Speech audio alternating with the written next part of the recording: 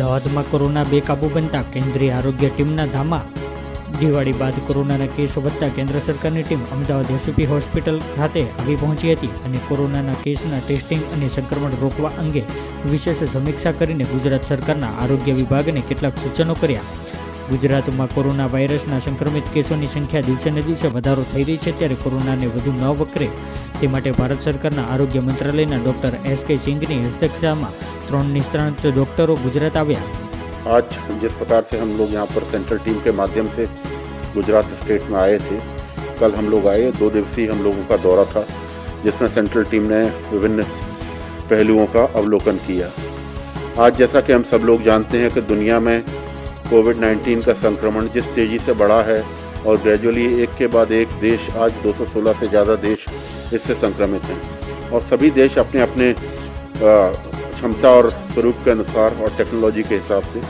इस संक्रमण को काबू में रखने की कोशिश कर रहे हैं. और उसी कड़ी में आपने जैसे देखा होगा कि हमारे भारत देश में ग्रेजुअली शुरू से ही एक बहुत ही प्लान्ड वे में इस पूरी लड़ाई से इसको एक बहुत ही गवर्नमेंट द्वारा एक प्रायोरिटी देके होल ऑफ गवर्नमेंट अप्रोच से इस लड़ाई को लड़ा गया है. और इसी के फलस्वरूप हमने जो देखा है कि दुनिया में भारत देश का मृत्यु दर और भारत देश में बीमारी के फैलाव का दर,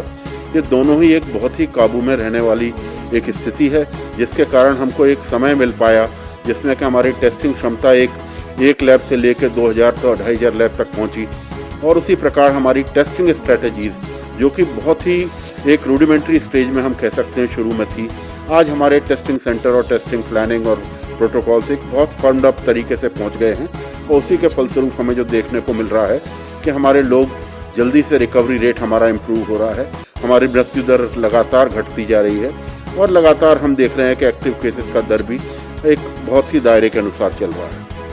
तो अब इसमें मैं ये कहना चाहूँगा, जिस प्रकार हम लोग यहाँ पर आए कल और एक केंद्रीय दल के माध्यम से, क्योंकि ये लगातार चलने वाली प्रक्रिया है जिसमें केंद्रीय दल और राज्य सरकार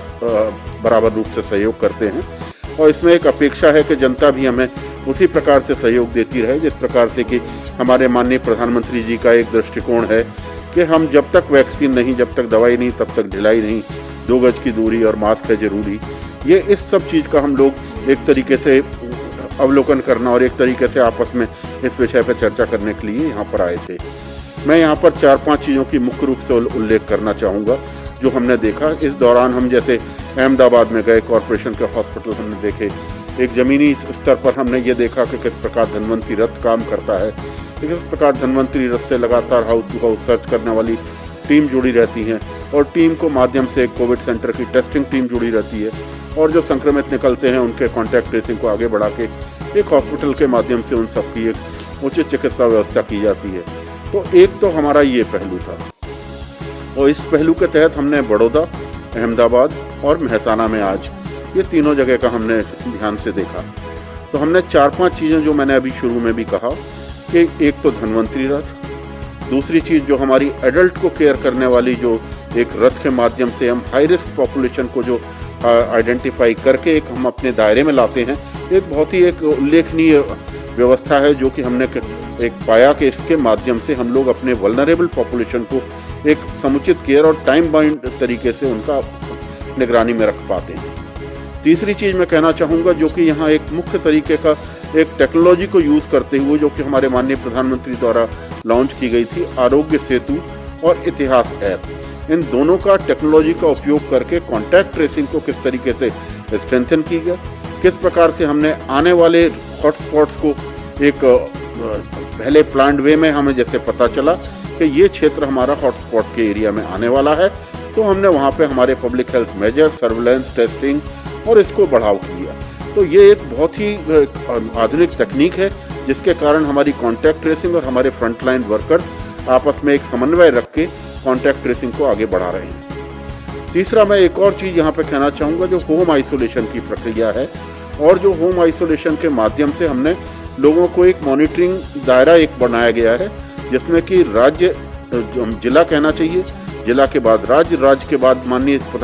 जो मुख्यमंत्री जी ने अपने डायरेक्ट निगरानी में रखा है. आज हमने वॉर रूम का भी अवलोकन किया जिसमें हमने विभिन्न शहरों के जो कि हमारे हाई डेंसिटी क्षेत्र हैं उनके मेडिकल सुपरिटेंडेंट से ओपीडी सेवाओं का डायरेक्टली यहाँ से देखा, मरीजों से भी डायरेक्ट चर्चा किस प्रकार से राज्य के बिल्कुल सर्वोत्तम लेवल से की जाती है। ये भी एक बहुत ही मॉनिटरिंग, और जिससे न केवल मरीजों को एक सांत्वना मिलती है, मरीजों को लगता है कि राज्य में उनका बराबर ध्यान रखा जा रहा है, बल्कि हमारा जो एडमिनिस्ट्रेटिव तंत्र है, डॉक्टर्स हैं और हमारे जो प्रशासनिक अधिकारी हैं और जो हमारे कानून व्यवस्था के रखवाले हैं, उन सबको भी इस बात का एक भरोसा मिलता है कि राज्य में कहीं ना कहीं राज्य की प्रशासन उनका ध्यान रखे हुए है, और इस सब का लाभ अंत में जाके जनता को हमारी मिलता है। मैं यही कहना चाहूँगा कि ये एक आपस में हमारी लड़ाई है जो कि आज एक स्तर तक पहुँची है। इसको हमको आगे एक बहुत ही प्लान्ड वे में आगे चलाना है, और इसमें हमें एक दूसरे का सहयोग करके ही इसको आगे बढ़ा सकते हैं। अंत में मैं फिर से वही बात कहना चाहूँगा कि जो हमारे माननीय प्रधानमंत्री जी ने बार बार जिसके ऊपर स्ट्रेस किया है, और उसी को हमको ये देखना चाहिए कि हमारे जो हॉस्पिटल्स का जिसका कि एक हब एंड स्पोक मॉडल, एक हमने बड़ा अच्छा यहाँ पर एक प्रयोग देखा कि एक पेरिफेरल हॉस्पिटल किस तरीके से टर्शरी केयर हॉस्पिटल से चिकित्सा सेवाओं को एक दूसरे से जोड़ता है, जिससे कि मरीज जो हमारे कोविड केयर सेंटर में जाता है वो भी एक टर्शरी केयर के दायरे में आ जाता है। ये बहुत अच्छा है, और ई संजीवनी के माध्यम से जगह जगह जो